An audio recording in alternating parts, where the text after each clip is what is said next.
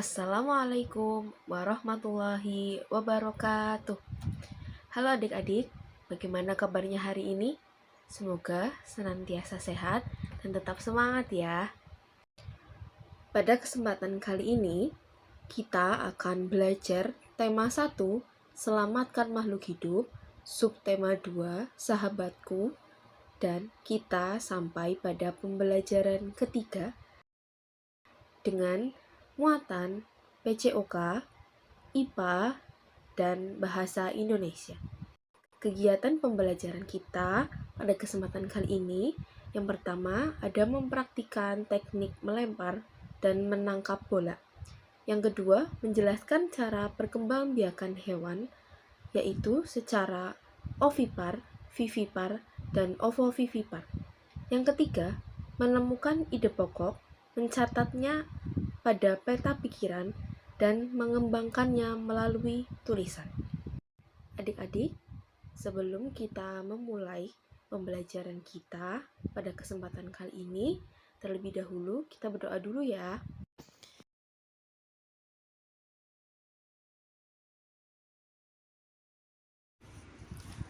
Adik-adik, ikan sangat bermanfaat bagi tubuh.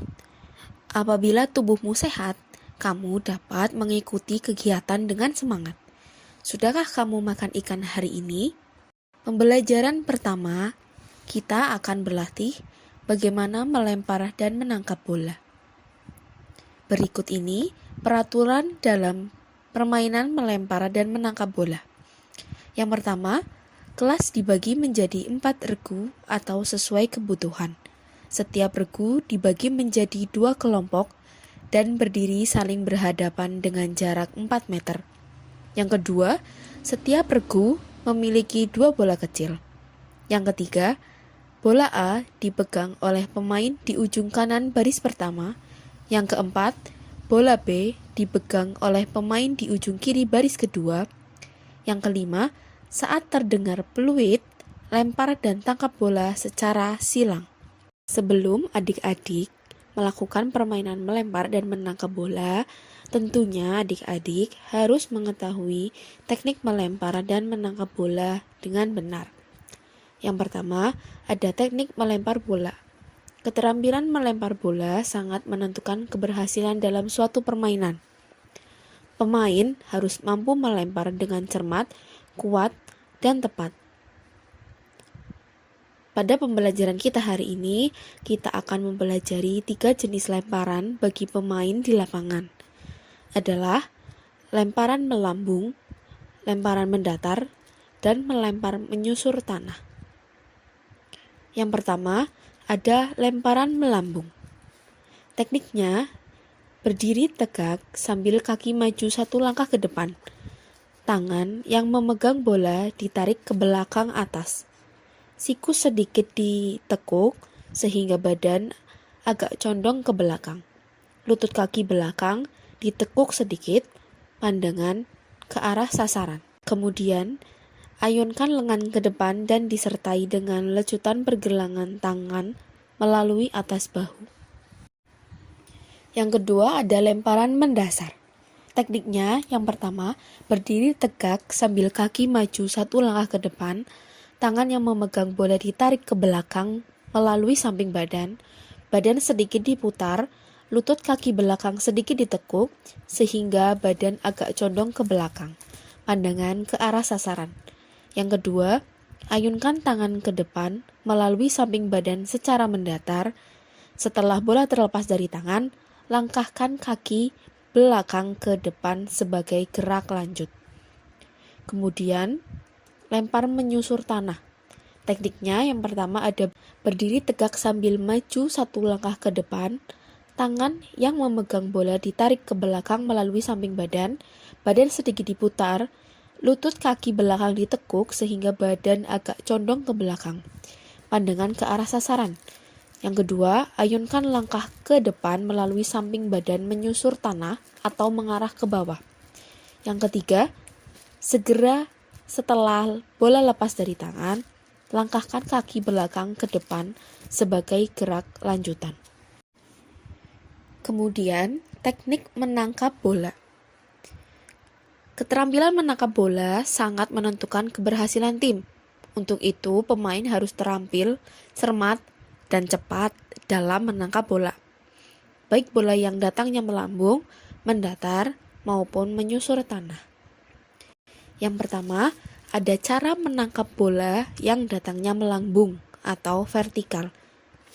Teknik nomor 1, ada berdiri, kedua kaki dibuka selebar bahu, kedua tangan lurus ke atas, arah pandangan tertuju ke arah datangnya bola. Nomor 2, kedua telapak tangan direnggangkan dan lemas, membentuk. Yang ketiga, saat bola menyentuh telapak tangan, tarik kedua tangan ke arah dada. Kemudian ada cara menangkap bola yang datangnya mendatar. Teknik yang pertama, ada berdiri, kedua kaki dibuka selebar bahu, kedua tangan diluruskan ke depan setinggi bahu. Yang kedua, kedua telapak tangan dibuka dan saling berdekatan atau menempel. Tiga, saat bola menyentuh telapak tangan, tarik kedua tangan ke dada. Kemudian, ada cara menangkap bola yang datangnya menyusur tanah. Yang pertama, sikap sambil berlutut, kedua tangan diletakkan di depan lutut, telapak tangan menghadap ke depan. Kedua, sikap sambil berdiri kaki rapat, badan dibungkukan, kedua tangan diletakkan di depan kedua kaki. Ketiga, sikap sambil berdiri pada salah satu lutut, sedang kaki yang lain di depan, dan kedua tangan diletakkan di antara kedua kaki tersebut. Setiap hewan memiliki kemampuan berkembang biak.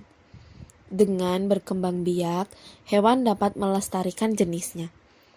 Tahukah kalian bagaimana cara perkembangbiakan hewan? Nah, sekarang kita akan belajar cara perkembangbiakan hewan. Ada 3, yaitu secara ovipar, vivipar, dan ovovivipar. Sekarang, mari kita pelajari lebih lanjut perkembangbiakan tersebut. Pertama, perkembangbiakan secara ovipar. Hewan ovipar berkembang biak dengan cara bertelur. Ciri-ciri hewan ovipar antara lain tidak memiliki daun telinga, tidak memiliki kelenjar susu, dan tidak menyusui anak. Contoh hewan ovipar ada bebek, ikan, kupu-kupu, ayam, belalang, katak, dan burung.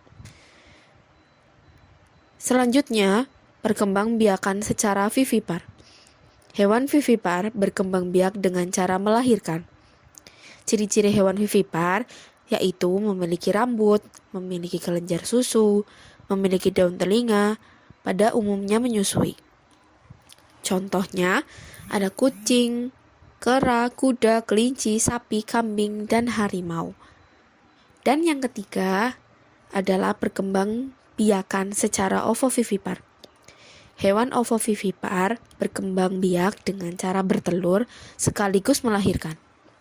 Ciri-ciri hewan ovovivipar yaitu embrio tumbuh di dalam telur yang disimpan di dalam tubuh induknya.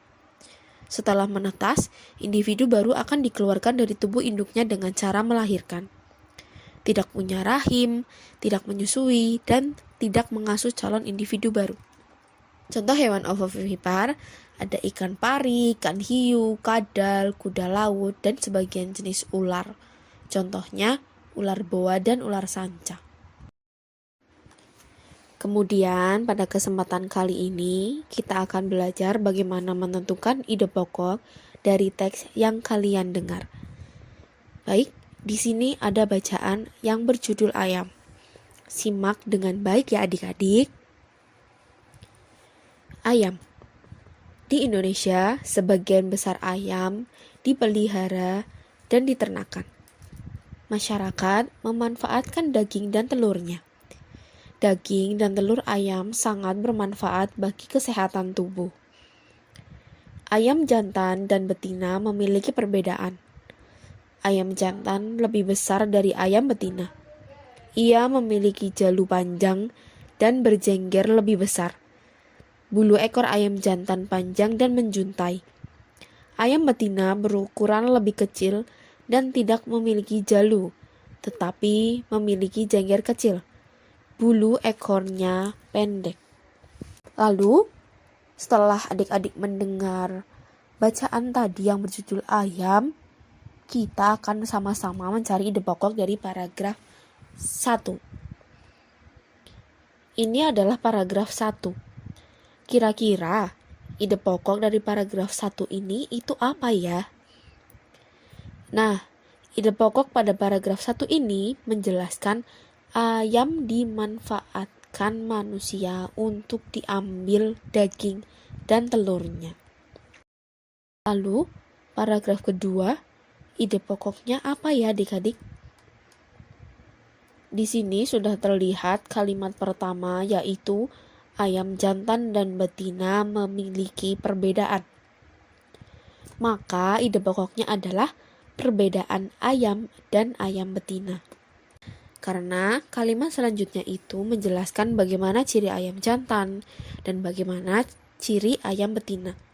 Jadi ide pokoknya perbedaan ayam jantan dan ayam betina. Demikian adik-adik pembelajaran kita pada tema 1, subtema 2, dan pembelajaran ketiga. Semoga bermanfaat, tetap semangat dan selamat belajar. Sampai jumpa pada pembelajaran berikutnya. Terima kasih. Wassalamualaikum warahmatullahi wabarakatuh.